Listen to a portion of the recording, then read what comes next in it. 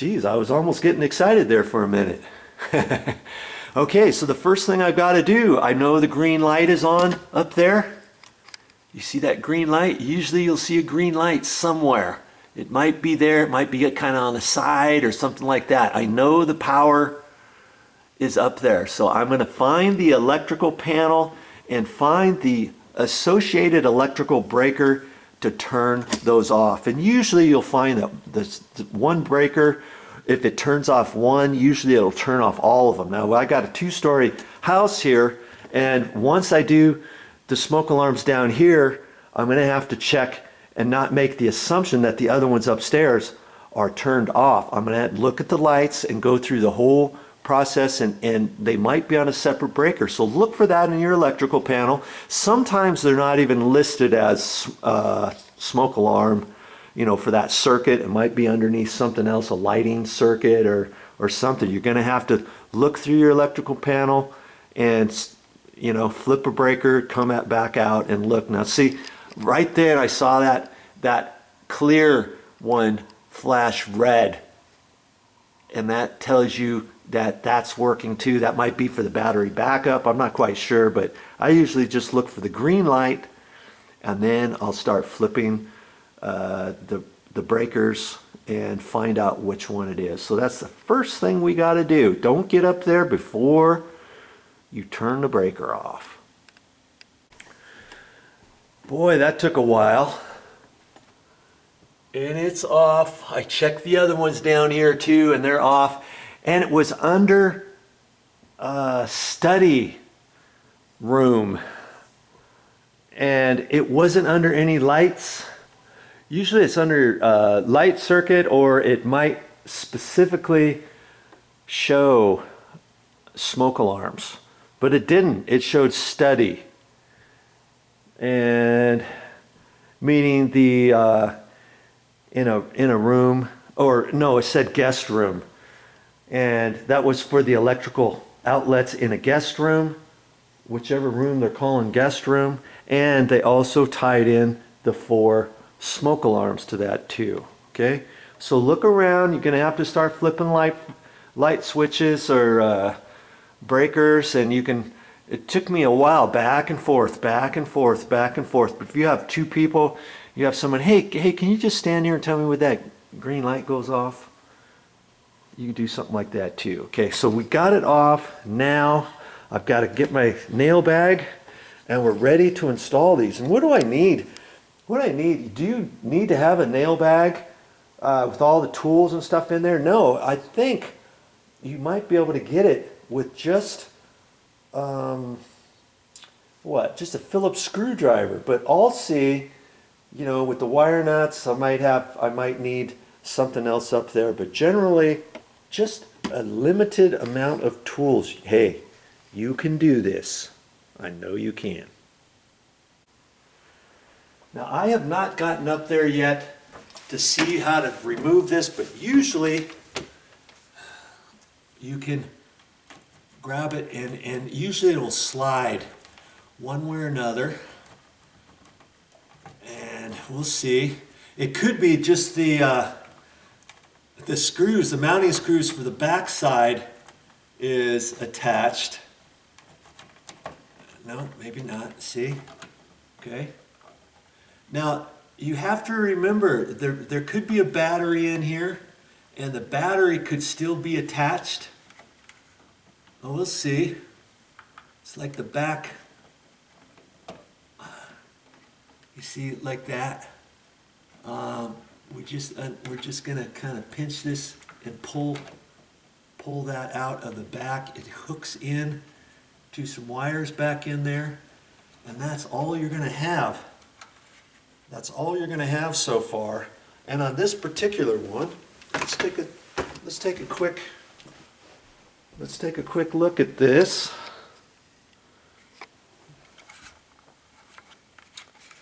See, there happens to be a cover here.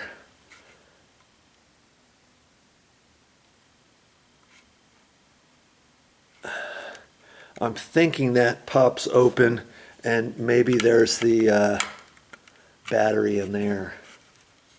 Sure enough, see? There's the battery. And I'm not gonna, before I do too much, you know, I'm going to install one, and then I'm going to disconnect this battery from here, because if you don't, this thing could start chirping. And you're thinking, what the heck is that? See, that one does it there. Sometimes there's a little side thumb turn thing, or a thumb clip or something that you depress, and maybe this whole side pops out and the battery's there, or something like that, okay? Now see this one here? Look at that. See right there, what's the date? 2001, April 18th, 2001.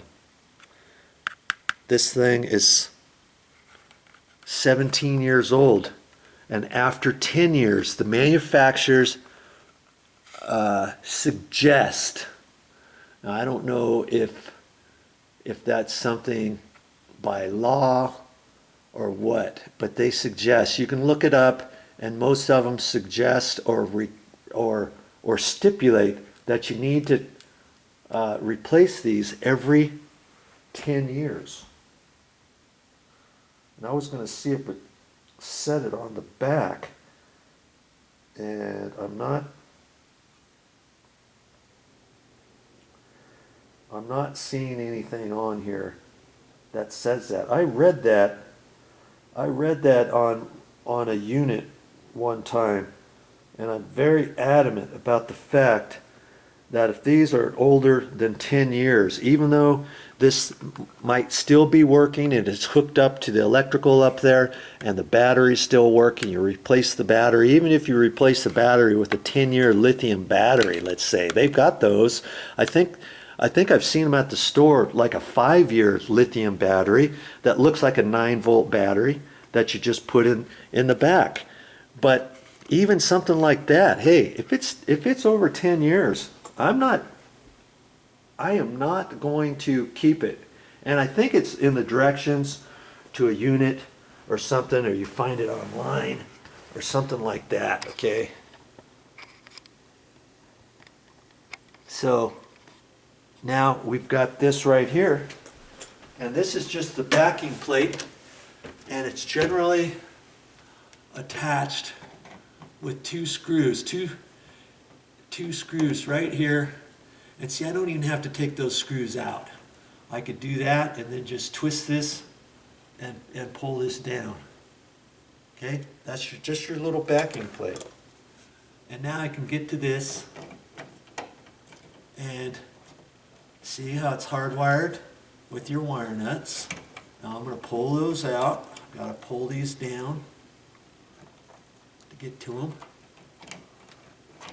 And generally there's 3 different ones. Well, I'll have to look here. Here we've got a black, yellow, and a white. And see, the white is pushed. Oh, good Lord! They got it pushed up there. And there's 2 more wire nuts up there. And they got this box kind of packed down in there.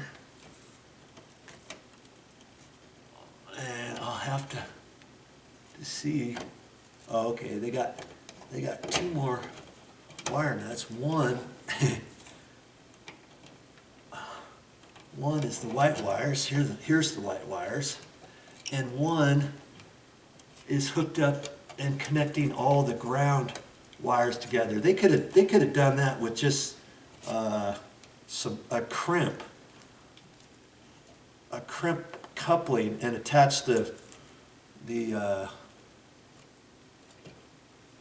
ground wires all together with that. But they've done it with the wire nut. Okay. Well, that's what you got so far, just like that. Now, before I disconnect all that, let's take a look at the brand new one down here on the floor.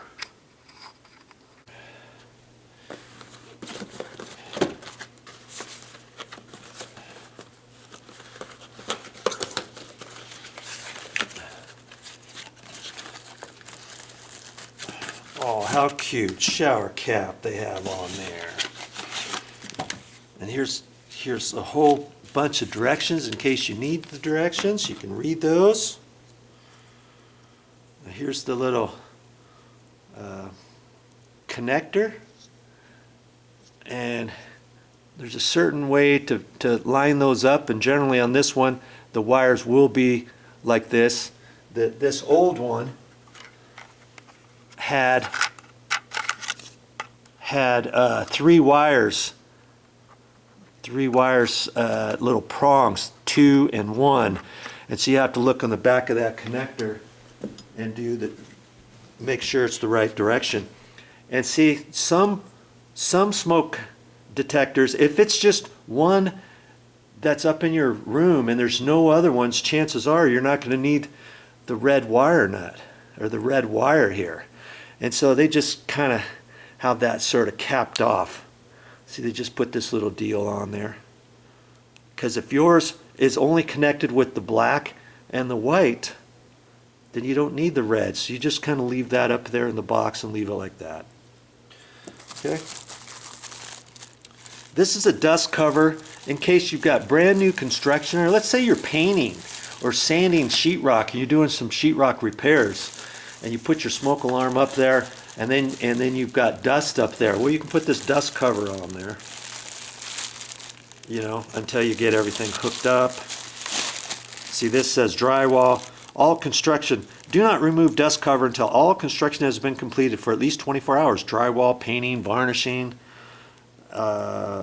mounting plate install, etc. Construction dust and chemicals can cause contamination and false alarms. Okay. Warning, dust cover must be removed for alarm to operate. Okay, so you can keep this for future use. I usually keep them and we'll put them somewhere. Okay, now see on the side of this, you can put your date. Here's the replace date, so you can add 10 years from today's date. You know, and then you just leave that on the side. When it gets installed, I kind of put that towards the wall or something like that, depending how this twists on and that sort of thing. Okay, so I'm going to put the date, and you can see this says replace by. So if whatever today's date is, add 10 years to it, and then you can put the date and stick it right there.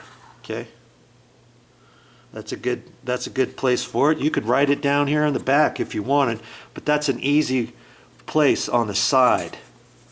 Now see, there it was. I thought there was some replace by, and then here's the date of install. Here's a little tape piece, date of install, so I can just put the date on there and not do that one, or vice versa, or both of them, whatever.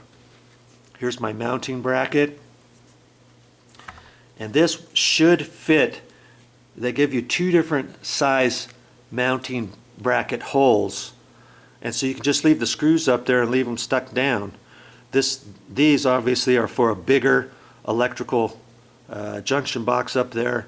Maybe it's a 3.5 inch metal box, maybe it's a 4 inch plastic box, or you know, something of that nature, but generally you can get this to install up there. Okay, so I'm going to put the dates on here, and generally I'll do that with a pen. Don't do it with a pencil, do it with a pen. And I happen to have a pen right here, so I'll do that real quick and we'll get on with it.